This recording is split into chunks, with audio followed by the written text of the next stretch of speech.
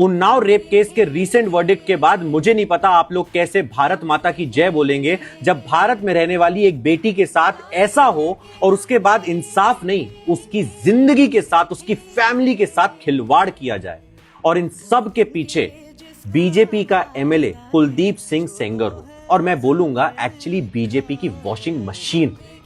देखिए 2017 में जून के महीने में ये अपने घर पे बुलाकर इस माइनर लड़की का रेप करता है। उसके बाद जब ये प्रोटेस्ट करते हैं कि भाई इनको इंसाफ मिले, 2018 में इसके फादर को ही फंसा दिया जाता है, उन्हें जेल में डाला जाता है और वहां पर उनकी मौत हो जाती है। बोला जाता है सुसाइड करी, बट जब पोस्टमार्टम हुआ तो उसमें क्लियरली दिखा कि उनकी बॉडी पर मार्क्स थे, सुसाइड नहीं थी।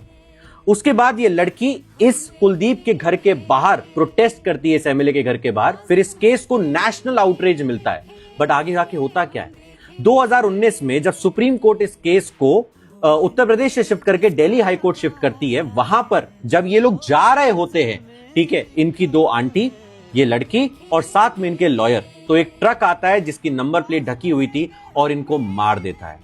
लड़की और लॉयर बच जाते हैं, बट इसकी दोनों आंटियों की डेथ हो जाती है। इस केस में कुलदीप को गुनहगार नहीं बताया जाता कि उसके कुछ रिलेटिव्स ने कर दिया था, कुलदीप तो उस टाइम जेल में था। अब इसके बाद आगे क्या होता है, उन रिश्तेदारों को तो लाइफ इंप्रिजनमेंट मिलता है, कुलदीप को दिसंबर 2019 में लाइफ टाइम इंप्रिजनमेंट और 10 साल की सजा सुनाई जाती है जो उसके फादर के साथ हुआ उसमें। बट रुकिए, अभी ये खत्म नहीं हुआ है। बीजेपी ने 2017 से 2019 तक इस कुलदीप को पार्टी से हटाया नहीं, बोला कि अभी प्रूफ नहीं हुआ है, और जब प्रूफ हुआ तो हटाया पार्टी से। बट आगे 2019 से 2025 कुछ 7 साल ही बीते, बट ये भाई साहब जेल से छूट गए। क्यों? कोर्ट ने बोला आर्टिकल 21 के हिसाब से मुझे पढ़ना भी नहीं है कि life to law, life to liberty और एटसेट्रा एंड एटसेट्रा, नहीं पढ़ना मुझे। अगर एक लड़की की लाइफ की कोई लिबर्टी नहीं है, उसके कोई राइट्स नहीं है, तो सारे राइट्स एक एमएलए के और एक पॉलिटिशियन के ही हैं क्या? और इसके बाद जब ये लड़की, और अब तो इसका बच्चा है, ये शादीशुदा है, अब जब इनको इंसाफ नहीं मिला, इनको अपनी जिंदगी से इतनी डर लगता है क्योंकि इनके साथ भी कभी भी कुछ भी हो सकता है, तो ये प्रोटेस्ट करने गए इंडिया गेट पर, वहां से भी इन्हें हटा दिया गया।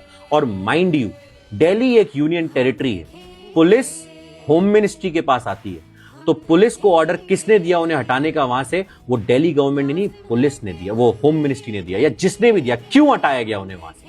ये सबसे बड़ा सवाल है। और ये इंसाफ है कि आप लाइफ टाइम इंप्रिजनमेंट प्लस 10 साल की सजा दो, बट 7 साल में छोड़ दो, फिर सजा का मतलब ही क्या है? कि जो गुनहगार है वो फ्री घूमेगा और जिसके साथ गुनाह हुआ है, जो सर्वाइवर है, वो जिंदगी भर डर में जिएगा। Is that India? और आप जय हिंद जय भारत बोलना चाहते हैं, बोल लीजिए, आज मैंने